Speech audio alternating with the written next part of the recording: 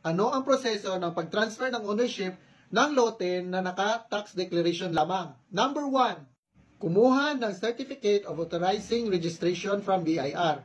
Ito ay makukuha mo lamang sa pamamagitan ng pag-submit ng Deed of Absolute Sale. Ang Deed of Absolute Sale ay dapat merong pirma ni seller at ni buyer at 2 witnesses. Huwag din kalimutan na dapat nakanotarize ito. Dito sa BIR natin kukunin ang DST at ang CGT. Ang DST ay ang Documentary Stamp Tax, ang CGT naman ay Capital Gains Tax. Number 2, pumunta sa Treasurer's Office. Ang Treasurer's Office ay nasa City Hall or sa munisipyo or pwede din sa Provincial Capital.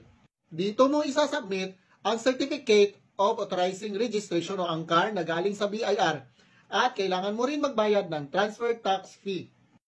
Number 3, pumunta sa Registry of Deeds. Dito mo na isasubmit ang mga original documents. Dito mo isasubmit ang CAR o ang Certificate of Authorizing Registration. Isasubmit mo rin ang tax declaration at ang original copy ng Deed of Absolute Sale. Dalhin mo na rin ang mga original documents ng buyer at ng seller.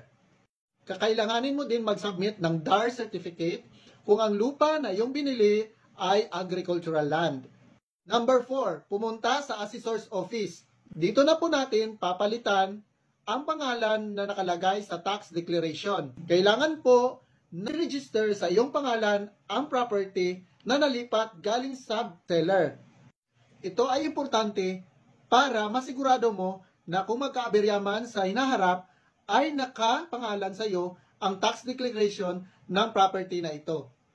Kailangan na siguruhin ninyo ang pinipili ninyong property ay alienable at disposable. Meaning, ito ay hindi protected land at hindi pagmamay-ari ng isang private owner. Ang next video natin ay ituturo ko sa inyo paano magpapatitulo ng isang lote na naka-tax declaration lamang. So follow for more!